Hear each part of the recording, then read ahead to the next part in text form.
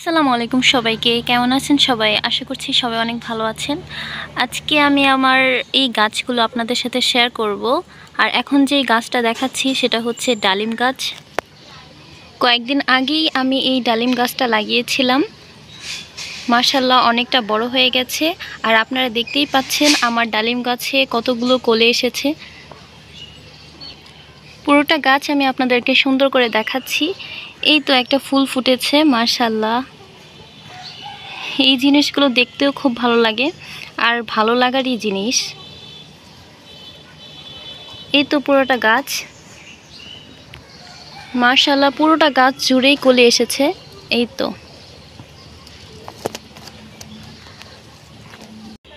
কয়েকদিন যাবৎ ভালোই বৃষ্টি হচ্ছে, তাই আমার গাছগুলো সুন্দর হচ্ছে।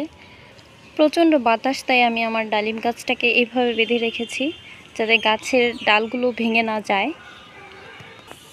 তো আপনারা তো আমার ডালিম গাছটাকে দেখলেনই, কত সুন্দর আর কত কলি এসেছে।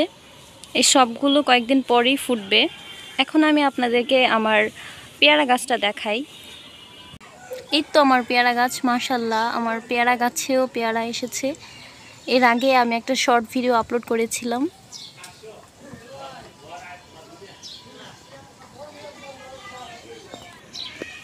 আর এই দিকে দুইটা ছোট্ট পেয়ারা ধরেছে, আর এই পাশে অনেক কলি আছে, ছোট ছোট ফুল আছে। এই তো এই যে এখানে পেয়ারা ধরছে, আর টিপ টিপ বৃষ্টি পড়ছে।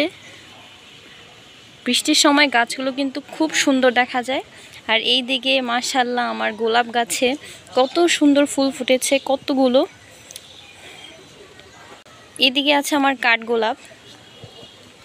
এই চারাটা ছোট্ট একটা চারা লাগিয়েছিলাম, মাশাআল্লাহ আস্তে আস্তে বড় হচ্ছে। জানি না কবে ফুল ধরবে, এই সম্পর্কে আমার কোনো ধারণা নেই।